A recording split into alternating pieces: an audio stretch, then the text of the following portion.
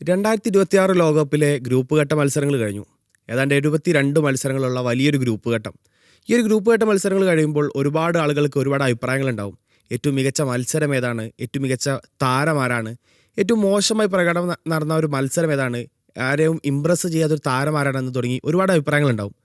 അത്തരത്തിൽ ഓരോരുത്തരുടെയും അഭിപ്രായങ്ങൾ എന്താണ് എന്നുള്ളതാണ് നമ്മളിന്ന് ചർച്ച ചെയ്യുന്നത്. അപ്പോൾ ഹരി, നമ്മൾ ഏറ്റവും നല്ലതിൽ നിന്ന് തുടങ്ങാം. ഈ ഒരു ഗ്രൂപ്പ് ഘട്ട മത്സരത്തിൽ ഒരുപാട് നല്ല മത്സരങ്ങൾ കഴിഞ്ഞു പോയിട്ടുണ്ട്. ഒരുപാട് ഗോളുകൾ വന്ന മത്സരങ്ങളുണ്ട്, ഗോളുകൾ വരാത്ത നല്ല എൻ്റർടൈൻമെൻ്റ് ഉള്ള മത്സരങ്ങൾ വന്നിട്ടുണ്ട്, മികച്ച കംബാക്കുകൾ നമ്മൾ കണ്ടിട്ടുണ്ട്. അത്തരത്തിൽ ഹരി ഏറ്റവും ഇമ്പ്രസ് ചെയ്ത, ഏറ്റവും നല്ലതായിട്ട് തോന്നുന്ന ഒരു മത്സരം പറഞ്ഞാൽ ഏതായിരിക്കും? ഞാൻ പറയണമെങ്കിൽ ഈ ഇക്വഡോർ ജർമ്മനി മാച്ച് ഉണ്ട് ലാസ്റ്റത്തെ. അത് ഇക്വഡോറിന് ആ മത്സരത്തേക്ക് വരുമ്പോൾ ഒരു ജയം വേണമായിരുന്നു. അതും എന്താ പറയുക, 4 ടൈം വേൾഡ് ചാമ്പ്യൻസ് ആയിട്ട് ജർമ്മനിക്കെതിരെ. അപ്പോൾ ആ മത്സരത്തിൽ നിന്നിട്ട് അവരുടെ ഈ വേൾഡ് കപ്പിലേക്ക് വരുമ്പോൾ അവരുടെ ഏറ്റവും സ്ട്രോങ്ങസ്റ്റ് പോയിന്റ് എന്ന് പറഞ്ഞാൽ ഡിഫൻസ് ആയിരുന്നു. പക്ഷേ ഈ ഒരു മാച്ചിൽ 2-ാം മിനിറ്റിൽ തന്നെ, തുടക്കം തന്നെ ലിയോറോസനയുടെ ഗോളിൽ ആ ഡിഫൻസ് അവരുടെ ഏറ്റവും സ്ട്രോങ്ങസ്റ്റ് പോയിന്റ് പൊളിയാണ്.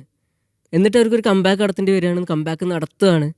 ആ 2-1 ജയിച്ചുകൊണ്ട് ആ അടുത്ത റൗണ്ടിലേക്ക് ക്വാളിഫൈ ചെയ്യണം. അപ്പോൾ അത് കഴിഞ്ഞിട്ട് ആ മാച്ച് കഴിഞ്ഞിട്ട് ആ കോച്ച് ഓടിപ്പോയി ഓഡിയൻസിൻ്റെ അടുത്ത് പോയി ആഘോഷിക്കുന്നതും, അതുപോലെ പ്ലെയേഴ്സിൻ്റെ ആഘോഷവും, അതിൻ്റെ ഒപ്പം പീറ്റർ ഡൂറിയുടെ കമൻട്രിയും കൂടി ആയിരുന്നു.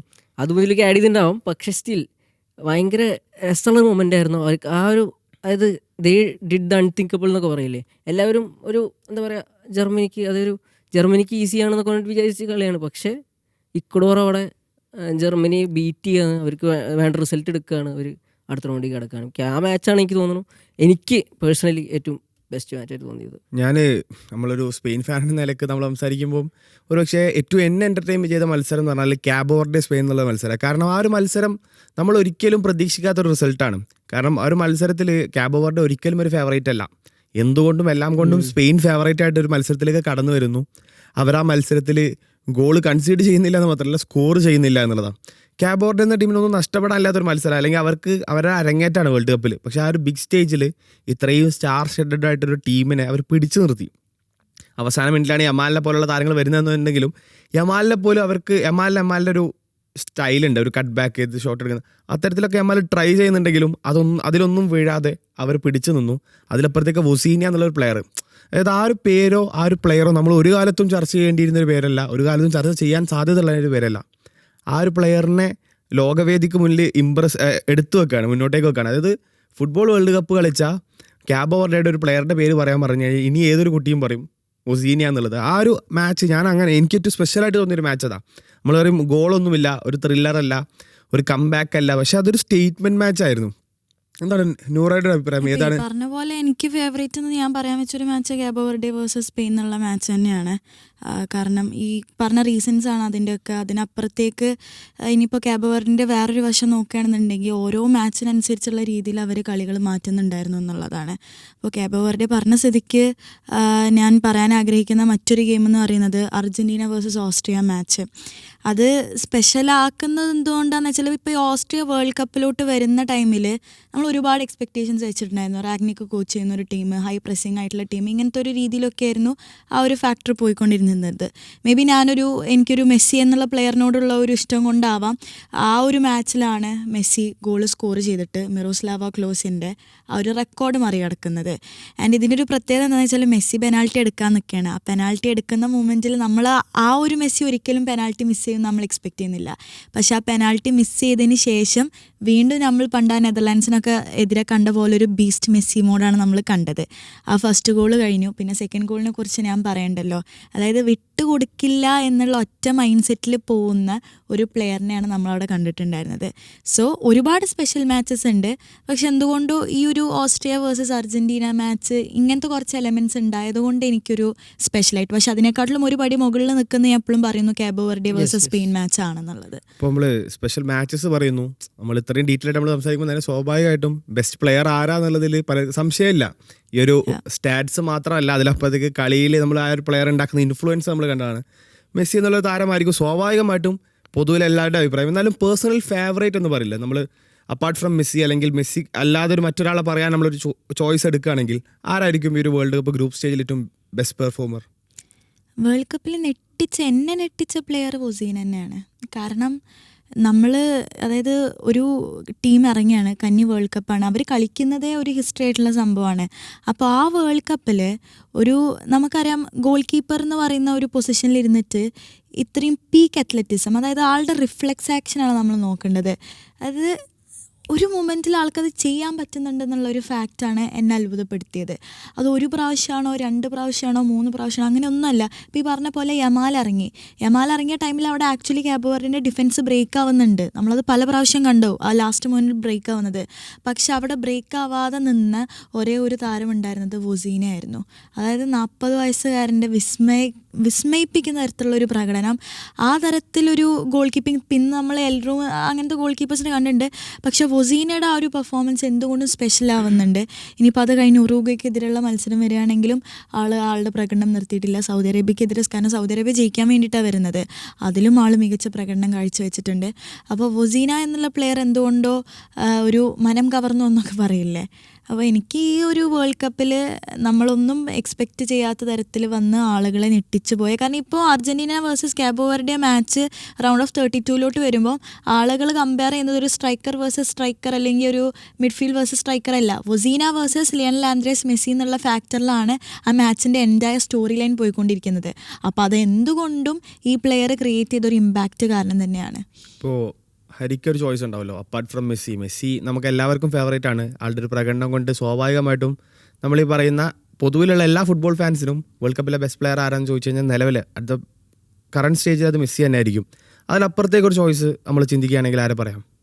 മെസ്സി അല്ലാതെ മറ്റൊരാൾ ഈ ഒരു ഇപ്പോൾ വേൾഡ് കപ്പിലേക്ക് വരുമ്പോൾ ബ്രസീലിൻ്റെ പ്രതീക്ഷ ഒരേ ഒരു ആളുടെ, അതായത് ഒരാൾ പേരിലായിരുന്നു വിനീഷ്യസ് എന്നുള്ള പേര്. അപ്പോൾ വിനീഷ്യസിന് പക്ഷേ പണ്ട് മുതലേ അദ്ദേഹം നാഷണൽ ടീമിൽ വരെ കളിക്കുന്നില്ല, ക്ലബിന് വേണ്ടി മാത്രമേ കളിക്കുന്നുള്ളൂ എന്നുള്ള തരത്തിൽ വിമർശനങ്ങളൊക്കെ ഉണ്ടായിരുന്നു. പക്ഷേ ഈ ഒരു വേൾഡ് കപ്പിൽ വന്നപ്പോൾ അത് പാടെ മാറ്റുന്ന തരത്തിലുള്ള ഒരു പെർഫോമൻസ് ആണ് താരം കാഴ്ചവെക്കുന്നത്. ഫസ്റ്റ് മാച്ചിൽ ബ്രസീലിൻ്റെ മിഡ്ഫീൽഡ് മോശമായിരുന്നു, അതേപോലെ പല പ്രശ്നങ്ങളുണ്ടായിരുന്നിട്ടും ആ ഒരു സമനില ഗോൾ കണ്ടെത്തിയത് വിനീഷ്യസിൻ്റെ മാത്രം ഒരു ഇൻഡിവിജ്വൽ ബ്രില്യൻസ് കൊണ്ടാണ്. പിന്നെ രണ്ടാം മത്സരത്തിൽ വരുമ്പോൾ വീണ്ടും ഗോളടിക്കുന്നു, അതേപോലെ മൂന്നാം മത്സരത്തിലും ഗോളടിക്കുന്നു. അപ്പോൾ ഈ ഒരു അതായത് എനിക്ക് തോന്നുന്നത് അതൊരു അതാണ്, അതായത് തുടർച്ചയായ 3 ഗ്രൂപ്പ് സ്റ്റേജ് മത്സരങ്ങളിൽ ബ്രസീലിന് വേണ്ടി ഗോളടിക്കുന്ന 5ാമത്തെ താരമാണ്. അപ്പോൾ അല്ല ലിസ്റ്റിലുള്ള ബാക്കിയൊക്കെ ലെജൻഡറി പ്ലേയേഴ്സും കൂടിയാണെന്നുള്ളതാണ്. അപ്പോൾ ആ ഒരു ലെജൻഡറി സ്റ്റാറ്റസിലേക്ക് കയറുകയാണ് ആ ഒരു ആൾ. അദ്ദേഹം അനൗൺസ് ചെയ്യാണ് ഞാൻ ഈ വേൾഡ് കപ്പ് തുടങ്ങുന്നതിന് മുമ്പ് അദ്ദേഹം പറഞ്ഞിരുന്നു ഈ വേൾഡ് കപ്പിലേക്ക് വരുമ്പോൾ എനിക്ക് ബ്രസീലിനൊപ്പം നല്ല പ്രകടനം കാഴ്ചവെക്കണമെന്ന് ആഗ്രഹമുണ്ടെന്ന് പറഞ്ഞു, കാഴ്ചവെക്കുകയും ചെയ്തു. അദ്ദേഹം അതാണ് ഞാൻ കൊണ്ടുപോകാം ബ്രസീലിനെ എന്ന് അദ്ദേഹം പറയുകയും ചെയ്തു, അത് ക്യാരി ചെയ്ത് കൊണ്ടുപോകുന്നുണ്ട്.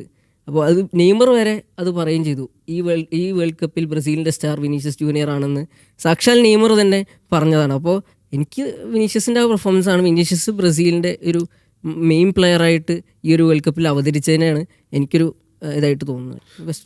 ബെസ്റ്റ് പ്ലെയർ സ്വാഭാവികമായിട്ട് നമുക്ക് ഒരുപാട് പേരുകളുണ്ട്. ഇപ്പം എംബാപ്പെ ഉണ്ട് ടോപ്പ് സ്കോർ ലിസ്റ്റ്, മെസ്സിക്ക് പിന്നിൽ എംബാപ്പെ വരുന്നുണ്ട്. എംബാപ്പയ്ക്ക് ഗോളുകൾ അടിച്ചു കൊടുക്കാൻ അവസരമൊരുക്കിയ ഒലീസയെ പറയാം, ഹാട്രിക്കായിട്ട് തിളങ്ങിയ ഡെമ്പലെ പറയാം. പക്ഷെ അതിലപ്പുറത്തേക്ക് ഞാൻ ആ ഒരു ഗ്രൂപ്പിൽ തന്നെയുള്ള നോർവേയുടെ എർലിംഗ് ഹാളൻഡിൻ്റെ പേരാണ് ഞാൻ പറയാൻ ആഗ്രഹിക്കുന്നത്. അതിന് കാരണമുണ്ട്. കാരണം ഹാളൻഡ് വരുന്നത് ഒരിക്കലും ഫ്രാൻസ് പോലത്തെ ഒരു ടീമിൻ്റെ കൂടെയോ ഇംഗ്ലണ്ട് പോലത്തെ ഒരു ടീമിൻ്റെ കൂടെയോ സ്പെയിൻ പോലത്തെ ഒരു ടീമിൻ്റെ കൂടെയോ അല്ല.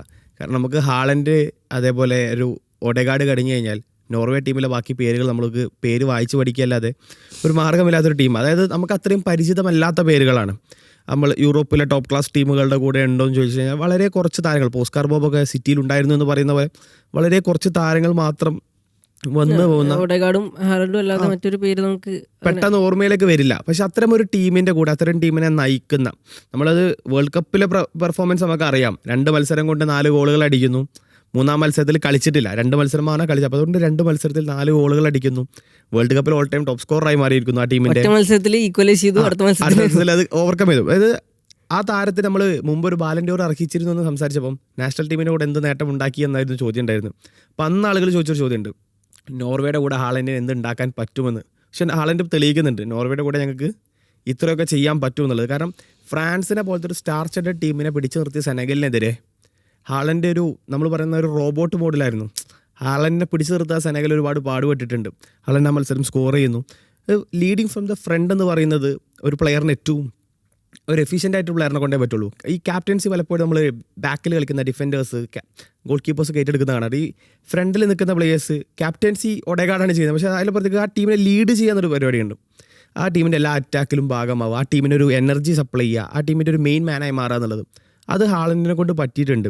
ഞാൻ പറയുന്നത് നോർവേ ഒരു പക്ഷേ അടുത്ത റൗണ്ടിൽ ഐവറി കോസ്റ്റിനെയാണ് നേരിടുന്നത്, അല്ലെങ്കിൽ സ്വീഡൻ്റെ ഐവറി കോസ്റ്റ് അല്ലേ, ഐവറി കോസ്റ്റിനെ നേരിടുന്നു. അപ്പോൾ ആ ഒരു മത്സരത്തിലൊക്കെ വരുമ്പോൾ ഹാളൻഡ് ആയിരിക്കും അവർക്കൊരു എഞ്ചിൻ എന്ന് പറയുന്നത്, മിഡ്ഫീൽഡർ അല്ല.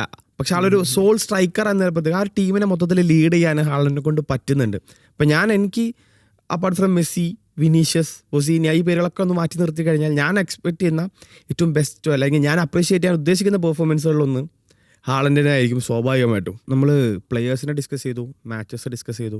ആൻഡ് ആസ് എ ടീം, ഫുട്ബോളിൽ ടീം സ്പോർട്ട് ആയതുകൊണ്ട് തന്നെ ഏറ്റവും ബെസ്റ്റായിട്ട് കളിക്കുന്നൊരു ടീം ഉണ്ടാവും. നമ്മൾ ഒരുപാട് ഗോളുകൾ വരുന്നതോ അല്ലെങ്കിൽ ഒരുപാട് വലിയ വിക്ടറികൾ ഉണ്ടാകുന്നതിലപ്പുറത്തേക്ക് ഒരു സക്സസ്ഫുൾ ഫോർമുല ഉള്ളൊരു ടീം ഉണ്ടാവുമല്ലോ. കൃത്യമായ പ്ലാനോട് കൂടി വരുന്ന ഒരു പരിശീലകൻ, ആ പരിശീലകൻ്റെ പ്ലാൻ എടുത്ത് കളിക്കുന്ന പ്ലെയേഴ്സ്, അത്തരത്തിലൊരു ബെസ്റ്റ് ടീം ഈ ഒരു വേൾഡ് കപ്പിലെ 3 മത്സരങ്ങളിൽ ഒരു ബെസ്റ്റ് ടീം പറയാൻ പറഞ്ഞാൽ ആരെ പേര്? ഈ വേൾഡ് കപ്പിലെ ബെസ്റ്റ് ടീം എന്ന് പറയുകയാണെന്നുണ്ടെങ്കിൽ അവരുടെ ഫോർമുല കാര്യങ്ങൾ എങ്ങനെ കറക്റ്റ് പലപ്പോഴും നമ്മൾ പറയുമ്പം എത്രത്തോളം അവർ ടാക്ടിക്കൽ ഫ്രെയിം വർക്കിലാണ് കളിക്കുന്നത് നമുക്കറിയില്ല. പക്ഷെ ബെസ്റ്റ് ടീം എന്ന് പറയുന്നത് ഞാൻ കണ്ടെടുത്തോളം ഇറ്റ്സ് ഫ്രാൻസ്.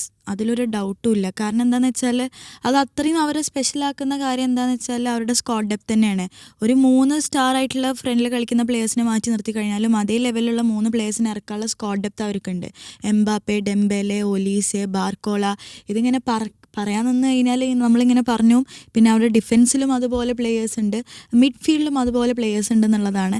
അപ്പോൾ എന്നെ സംബന്ധിച്ചിടത്തോളം നമ്മളിങ്ങനെ നോക്കുമ്പം ഇപ്പോഴും നമുക്ക് ഇപ്പോൾ പലവരും പ്രഡിക്ഷനിൽ നെതർലാൻഡ്സ്, സ്പെയിൻ എന്നൊക്കെ പറയുന്നുണ്ടെങ്കിലും നമ്മൾ മാച്ച് കാണുന്ന ആളുകളാണല്ലോ. ഓരോ മാച്ച് കാണുമ്പോഴും നമ്മളിപ്പോഴും പ്രതീക്ഷിക്കുന്നത് ഫ്രാൻസ് വന്നേക്കാം. അവരുടെ ഒരു പ്രകടനം, അവരുടെ ആ ഒരു മൈൻഡ് സെറ്റും ഇതുപോലെ തന്നെ എംബാപ്പിനെ പോലത്തെ പ്ലേയേഴ്സിന് ഒറ്റക്കും ചെയ്യാൻ വയ്ക്കും എന്നുള്ള ഒരു സംഭവം നമുക്ക് ഓൾറെഡി അറിയുന്നതുകൊണ്ട് എനിക്ക് ഫ്രാൻസ് ആണ് തോന്നുന്നത്. ഇപ്പോൾ ബെസ്റ്റ് ടീമും ഉണ്ട്, the team that impressed me എന്നുണ്ട്.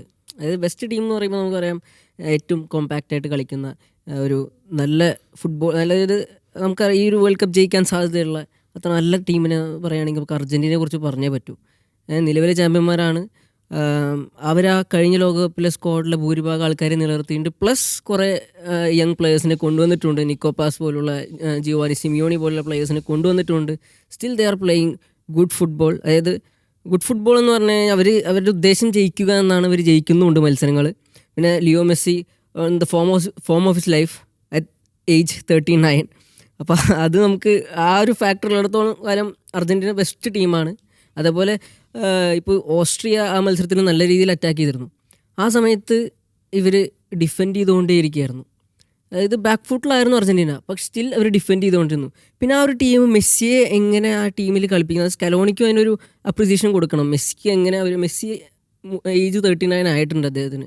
അതവർ മനസ്സിലാക്കിക്കൊണ്ട് മെസ്സിയുടെ റോള് ചുരുക്കി അവർ മെസ്സിക്ക് അറ്റാക്ക് ചെയ്യാൻ മാത്രമുള്ള റോള് കൊടുക്കുകയാണ്. ബാക്കിയുള്ളവരൊക്കെ ഞങ്ങൾ ഡിഫെൻഡ് ചെയ്തോളാം, നിങ്ങൾ ഗോൾ അടിച്ചാൽ മതി എന്നുള്ള സാധനം. അതൊരു ടീം വർക്കാണ്. ആൾക്കാർ പറയും മെസ്സിയെ ഡിപ്പെൻഡൻ്റ് ആണ് അർജൻറ്റീന, മെസ്സി ഡിപ്പെൻഡൻ്റ് ആണ് അർജൻറ്റീന. ബാക്കിയുള്ള ആൾക്കാർ എന്താ ചെയ്യുന്നത്? ബാക്കിയുള്ള ആൾക്കാർ ടീമിനെ ഡിഫെൻഡ് ചെയ്യുകയാണ്, ടീമിനെ കീപ്പ് ചെയ്യുകയാണ്. മെസ്സിയോട് പറയാണ് നിങ്ങൾ ഗോൾ അടിക്കുക. അപ്പോൾ മെസ്സി അത് അടിക്കുന്നുമുണ്ട്. അപ്പോൾ അതാണ്. പിന്നെ മെസ്സി മാത്രം അടിക്കുന്നുള്ളൂ എന്നുള്ള പരാതി ഈ അൾജീരിയക്കുള്ള മത്സരത്തിൽ, ജോർദാനത്തിലെ മത്സരത്തിൽ തീർത്തിട്ടുണ്ട്. ലോ സെൽസോ ഒരു ഗോൾ അടിച്ചു, ലൗതാറോ അദ്ദേഹത്തിൻ്റെ ഡക്ക് അവസാനിപ്പിച്ചു. ബെസ്റ്റ് ടീം എന്ന് പറയുമ്പോൾ ഇതുവരെ നോക്കുകയാണെങ്കിൽ അത് അർജൻറ്റീന തന്നെയായിരിക്കും. ടീം ദറ്റ് ഇംപ്രസ്ഡ് മീ എന്ന് പറയുന്നത് സൗത്ത് ആഫ്രിക്ക. എന്താ ഒരു കേസ് എന്ന് വെച്ച് കഴിഞ്ഞാൽ ഫസ്റ്റ് കളി അവർ തോൽക്കുകയാണ്. അത് 2 റെഡ് കാർഡൊക്കെ വാങ്ങി. അതായത് അവർ ഇപ്പോൾ 2010 ശേഷം ആദ്യമായിട്ടാണ് ഒരു വേൾഡ് കപ്പിലേക്ക് വരുന്നത്. അപ്പോൾ എന്നിട്ട് അവർ ഫസ്റ്റ് മാച്ചിൽ തന്നെ വോസ്റ്റ് സ്റ്റാർട്ടാണ്. ഒരു ടീമിന് നടത്താൻ പറ്റിയതിൽ വോസ്റ്റ് സ്റ്റാർട്ടാണ്. അതായത് 2 റെഡ് കാർഡ് വാങ്ങുന്നു, ഒരു തോൽവി വഴങ്ങുന്നു. എന്നിട്ട് അതിൽ നിന്നൊരു കംബാക്ക് നടത്താണ്. സെക്കൻഡ് മാച്ചിൽ യൂറോപ്യൻ ടീമാണ് ചെക്ക് റിപ്പബ്ലിക്. അവർക്കെതിരെ കംബാക്കിലൂടെ സമനില. ഫസ്റ്റ് ഗോൾ വഴങ്ങിയിട്ട് പിന്നെ സമനില. പിന്നെ തേർഡ് മാച്ചിൽ എല്ലാവരും പ്രതീക്ഷിച്ചത് സൗത്ത് കൊറിയ ജയിക്കുന്നതാണ്. സൗത്ത് കൊറിയ ഫസ്റ്റ് മാച്ചിൽ ചെക്ക് റിപ്പബ്ലിക്കിനെ തോൽപ്പിച്ച ടീമാണ്. South Korea ജയിക്കുന്നതാണ്. അവർ കഴിഞ്ഞ കുറച്ച് വേൾഡ് കപ്പുകളായിട്ട് നല്ല പെർഫോമൻസ് കാഴ്ചവെക്കുന്ന ടീമാണ്. ആ ടീമിനെ തോൽപ്പിക്കുകയാണ് ചെയ്യുന്നത്. എന്നിട്ട് അവർ ഈ നോക്കൗട്ടിലേക്ക് കയറണം. അതും ചരിത്രത്തിൽ ആദ്യമായിട്ട് നോക്കൗട്ടിൽ കയറണം. അപ്പോൾ അതായത് ഫസ്റ്റ് ടൈം നോക്കൗട്ടിലേക്ക് കയറുന്ന ഉപരി കംബാക്കാണ്. അതായത് ഫസ്റ്റ് മാച്ചിലുള്ള ആ ഒരു സെറ്റ് ബാക്കിൽ നിന്ന് ഒരു കംബാക്കാണ്. അത് മാത്രം ഫസ്റ്റ് മാച്ചിൽ ആ റെഡ് കാർഡ് വാങ്ങിച്ച സിറ്റ് ഹോൾ എന്നുള്ള പ്ലെയർ ഈ ലാസ്റ്റ് മാച്ചിൽ ഐ തിങ്ക് ബെസ്റ്റ് പെർഫോമർ ആയിരുന്നു. എനിക്ക് ബേസിക്കലി ഞാൻ പറയല്ലോ ഒരുപാട് ടീമുകൾ പറയാൻ നമുക്കുണ്ട്. കാരണം ബ്രസീൽ ഫസ്റ്റ് മാച്ചിലൊരു അണ്ടർ പെർഫോമിംഗ് ആണെങ്കിലും പിന്നീട് ഗ്രാജുവലി ഡെവലപ്പ് ചെയ്യുന്നൊരു സ്റ്റേജ് നമ്മൾ കാണുന്നുണ്ട്. ജപ്പാൻ ഗ്രൂപ്പ് സ്റ്റേജിൽ എല്ലാവരും സ്വാഭാവികമായിട്ടും ഇമ്പ്രസ് ചെയ്തൊരു മാച്ചാണ്. അതേപോലെ പക്ഷേ അതിലൊക്കെ അപ്പുറത്തേക്ക് ഞാൻ പറയാൻ ആഗ്രഹിക്കുന്നത് കഴിഞ്ഞ ഡിസ്കഷനിൽ ഞാൻ സംസാരിച്ചതിൻ്റെ പേരിൽ ഒരുപാട് ക്രൂശിക്കപ്പെട്ടൊരു പേരാണ് കൊളംബിയ എന്നുള്ളത്. കാരണം ഞാൻ ഇപ്പോഴും ഉറച്ചു നിൽക്കുന്നു കൊളംബിയ കളിക്കുന്നത് ഒരു എൻജോയ് ചെയ്ത് കളിക്കുന്ന ഫുട്ബോളാണ്. അതായത് അവർ ആ മൈതാനത്ത് ഇറങ്ങുമ്പോൾ അവർക്കൊരു പാഷൻ, അവർക്കൊരു ആ കളിയോടൊരു സ്പെഷ്യൽ ഒരു ഇമോഷൻ, ഒരു കണക്ഷൻ ഉണ്ട്. ആ കണക്ഷൻ വെച്ചാണ് അവർ കളിക്കുന്നത്. നമ്മൾ പറയും ഈ ട്രാൻസിഷൻ അറ്റാക്കിന് ഭയങ്കര രസമുള്ള ട്രാൻസിഷൻ അറ്റാക്ക് ചെയ്യുന്നൊരു ടീമാണ് കൊളംബിയ.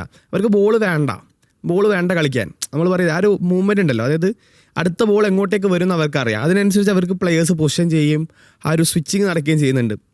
നമ്മൾ കഴിഞ്ഞ പോർച്ചുഗലായിട്ടുള്ള മത്സരം മാത്രം ആ ഒരു മത്സരത്തിലേക്ക് ഇറങ്ങുമ്പം കൊളംബിയക്ക് ഒരു അഡ്വാൻറ്റേജ് ഉണ്ടെന്ന് ഞാൻ സംസാരിച്ചിരുന്നു. അതിന് പ്രധാന കാരണം ഇതാ, അതായത് അവരുടെ ബാക്കി ഗ്രൂപ്പ് സ്റ്റേജിലെ 2 മത്സരങ്ങൾ എടുത്ത് കാണാം. ആ മത്സരങ്ങൾ അവർ കളിച്ചൊരു സ്റ്റൈലുണ്ട്. അത് ഇതുവരെ കണ്ട കൊളംബിയ അതായത് നമ്മൾ 2014 ഒരു കൊളംബിയ കണ്ടിട്ടുണ്ട്. അതിലിപ്പുറത്തേക്ക് പല വേൾഡ് കപ്പിൽ പല കൊളംബിയൻ ടീമുകൾ കണ്ടിട്ടുണ്ട്. ആ ഒരു കൊളംബിയൻ ടീമിൻ്റെ സ്റ്റൈലിൽ നിന്നൊക്കെ മാറിയിട്ട് ഒരു പുതിയ തരത്തിലുള്ളൊരു കൊളംബിയ, ഒരു new type of Colombian attack അല്ലെങ്കിൽ കൊളംബിയൻ ഫുട്ബോളാണ് നമ്മൾ കണ്ടുകൊണ്ടിരിക്കുന്നത്. ഇനിയുള്ള തുടർന്നുള്ള മത്സരങ്ങൾ ഇപ്പോൾ ഗ്രൂപ്പ് ചാമ്പ്യൻമാരായിട്ട് അവർക്കുള്ള പ്ലേയേഴ്സ് അത്രയും രസകരമാണ്. അപ്പം ഹാമിസ് റോഡ്രിഗസ് ഒക്കെ നമ്മൾ പറഞ്ഞിരിക്കും ഒരു ടൈമിൽ നല്ല പീക്കിൽ നിന്നൊരു പ്ലെയർ, പിന്നീട് ഒരു ഡൗൺഫാൾ വരുന്നു, പിന്നെ ഒന്നും ഇല്ലാതാവുന്നു, പല ടീമുകൾ മാറി മാറി കളിക്കുന്നു, ഒന്നിലും വിജയിക്കാനാവാതെ ഇങ്ങനെ തകർന്നിരിക്കുന്നു. പിന്നെ ഒരു കോപ്പ അമേരിക്കയിലൂടെ ആളൊരു കംബാക്ക് നടത്തുന്നു. പക്ഷേ വീണ്ടും മിനസോട്ടയിലൊക്കെ പോയി ഒന്നും ചെയ്യാനാവാതിരിക്കുന്ന ഒരു സമയത്തൊന്ന് വീണ്ടും ഒരു ഹാമിസ് റോഡ്രിഗസ് നമ്മൾ കാണുന്നുണ്ട്. നമ്മൾ ഈ ക്യാപ്റ്റനായിട്ട് നമ്മൾ ഈ ഗോളുകൾ കാണുക, അസിസ്റ്റുകൾ കാണുക, ഇതാണ് ഒരു പ്ലെയറെ ഡിഫൈൻ ചെയ്യുന്നുണ്ടെങ്കിൽ അതല്ല ഞാൻ സംസാരിക്കാൻ ഉദ്ദേശിക്കുന്നത്. അതിലപ്പുറത്തേക്കുള്ള ഫുട്ബോളുണ്ട്.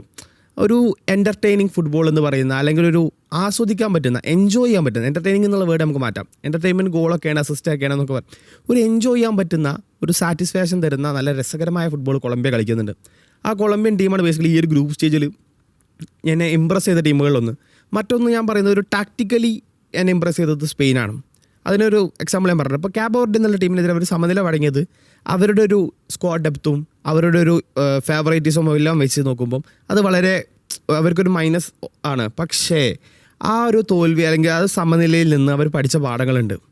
ഓരോ ടീമിനെതിരെ എന്തൊക്കെ മാറ്റങ്ങൾ വരുത്താം. അത് സെക്കൻഡ് മത്സരത്തിൽ നമ്മൾ ചേഞ്ച് കണ്ടു. ടാക്ടിക്കലി പ്ലെയേഴ്സിന് ഒഫൻസീവായിട്ടുള്ളൊരു പ്ലെയറിനെ കൊണ്ടുവരുന്നു, മിഡ്ഫീൽഡിൽ മാറ്റം വരുത്തുന്നു, നല്ലൊരു കോമ്പാക്ട് മിഡ്ഫീൽഡ്, ആവശ്യ മിഡ്ഫീൽഡിൽ നിന്ന് ഒരു ഹോൾഡിംഗ് പ്ലെയറെ മാറ്റി ഒരു അറ്റാക്കിംഗ് പ്ലെയറെ കൊണ്ടുവരുന്നു. അതിനനുസരിച്ച് ആ ടീമിലൊരു ഇമ്പാക്റ്റ് വരുന്നു. മൂന്നാം മത്സരത്തിൽ അവർ നേരിട്ട ഫൗളുകളുടെ എണ്ണം നമ്മൾ പറയണ്ട. അത്രയും ഒരു ഭയങ്കര ഒരു റെസ്ലിംഗ് മോഡിലായിരുന്നു ഉറുഗ്വ കളിച്ചിട്ടുണ്ടായിരുന്നത്. ആ ഉറുഗ്വയ്ക്കെതിരെ അവർ കളിക്കുന്ന രീതിയുണ്ട്. പരിക്കുകളൊന്നും പറ്റാതെ തട്ടാതെ മുട്ടാതെ പോകുന്ന രീതിയിലൊക്കെ പോകുന്നുണ്ട്. അപ്പോൾ ആ ഒരു ലാഫുവിൻ്റെ എന്നുള്ള പരിശീലകൻ്റെ ഒരു സക്സസ് ഞാൻ അവിടെ കാണാം. അതായത് ഗ്രൂപ്പിൽ ഇത്രയും ഇമ്പ്രസീവായിട്ട് കളിക്കുന്നു. ഗോളുകൾ വഴങ്ങുന്നില്ല എന്നുള്ളത് ഒരു ടീമിന് ഏറ്റവും പോസിറ്റീവായിട്ടുള്ള കാര്യമാണ്. ഗോളുകൾ അടിക്കുന്നില്ല നമ്മൾ പറയുമ്പോഴും 2010 സ്പെയിൻ്റെ റൺ നമ്മൾ കണ്ടതാണ്. ഒരുപാട് സ്കോറേഴ്സ്, വിയയും ടോറസിനെയും പോലുള്ള താരങ്ങൾ, ഇനിയസ്റ്റ, സാവി പോലത്തെ വലിയ മിഡ്ഫീൽഡ് ഒക്കെ ഉണ്ടായിരുന്നു. അത്രയും സ്റ്റാർ സ്റ്റഡഡ് പ്ലേയേഴ്സ് ഉണ്ടായിരുന്നു.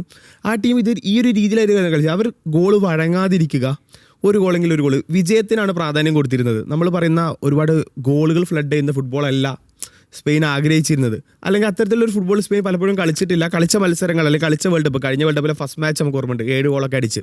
പക്ഷെ പിന്നീട് അതൊരു ഇമ്പ്രഷൻ ഇല്ലാതെ പിന്നീട് തോറ്റു പുറത്താൻ നമ്മൾ കണ്ടു. അപ്പോൾ അത്തരത്തിൽ വലിയ വിക്ടറികൾക്ക് അപ്പുറത്തേക്ക് ചെറിയ ചെറിയ വിജയങ്ങൾക്ക് പ്രാധാന്യം കൊടുത്ത് കളിക്കുന്ന ഒരു സ്റ്റൈല് ലാഫോൻ്റെയിൽ നമ്മൾ കാണുന്നുണ്ട്.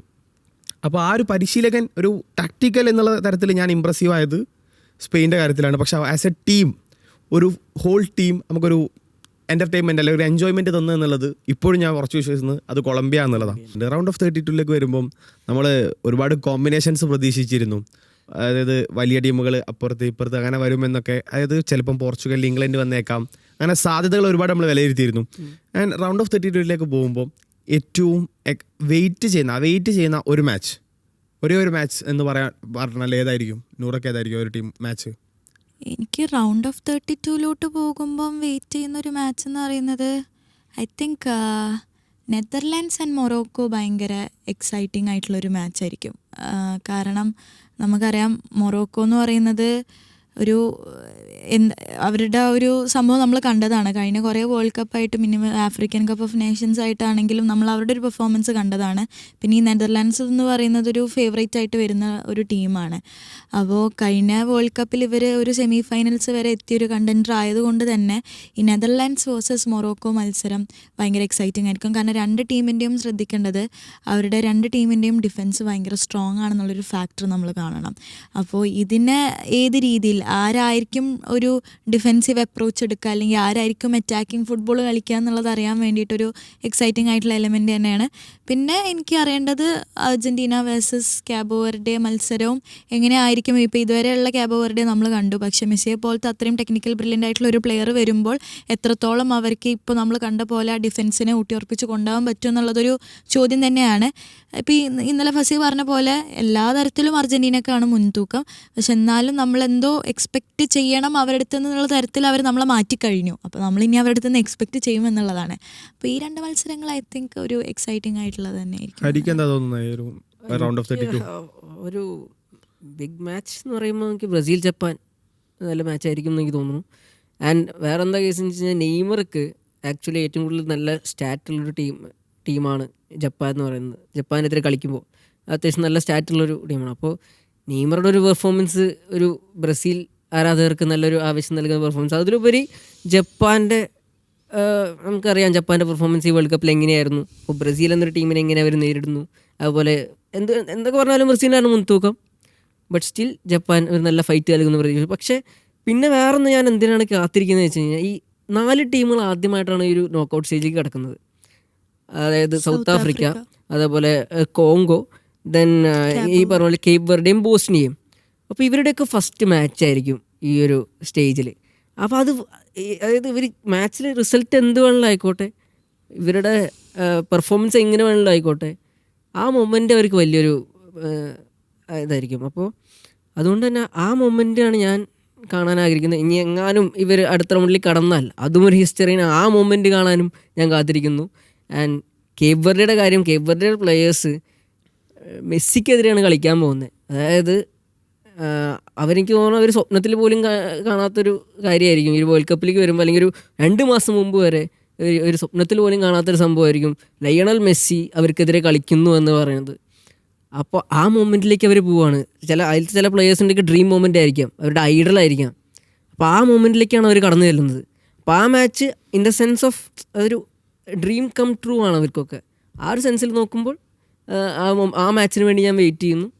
ബട്ട് ഒരു ഗുഡ് മാച്ച് അല്ലെങ്കിൽ നല്ലൊരു പെർഫോമൻസ് വരുന്നൊരു മാച്ച് എന്ന് പറയുന്നത് എനിക്ക് തോന്നുന്നു ഈ ബ്രസീൽ വേഴ്സസ് ജപ്പാൻ ആയിരിക്കും. ഇപ്പം ഞാൻ വെയിറ്റ് ചെയ്യുന്നത് പോർച്ചുഗലിൻ്റെ മാച്ചിനാണ്. അതിനൊരു കാരണം കൂടി ഉണ്ട്. കാരണം നമ്മളറിയാം പോർച്ചുഗൽ ഈ ഒരു വേൾഡ് കപ്പിൽ ഇതുവരെ എക്സ്പെക്ട് ചെയ്തൊരു പെർഫോമൻസ് വന്നിട്ടില്ല. അത് നമ്മൾ ഇമ്പ്രസ് ചെയ്യാൻ പറ്റിയൊരു പെർഫോമൻസ് പോർച്ചുഗലിൽ വന്നിട്ടില്ല. അത്തരത്തിലുള്ളൊരു മറ്റൊരു ടീമാണ് ക്രൊയേഷ്യ എന്നുള്ളത്. ക്രൊയേഷ്യയിൽ നമ്മൾ കൂടുതൽ പ്രതീക്ഷിക്കുന്നുണ്ട്. കാരണം കഴിഞ്ഞ വേൾഡ് കപ്പിൽ അവർ പുറത്താക്കിയത് ബ്രസീലിനെയാണ്. അവർ നാഷൻസ് ലീഗ് ഈ അവസാനത്തെ നാഷൻസ് ലീഗ് തൊട്ട് മുമ്പ് സ്പെയിൻ വിജയിച്ച നാഷൻസ് ലീഗിൽ സ്പെയിൻ്റെ എതിരാളികളായിരുന്നു ഫൈനലിൽ.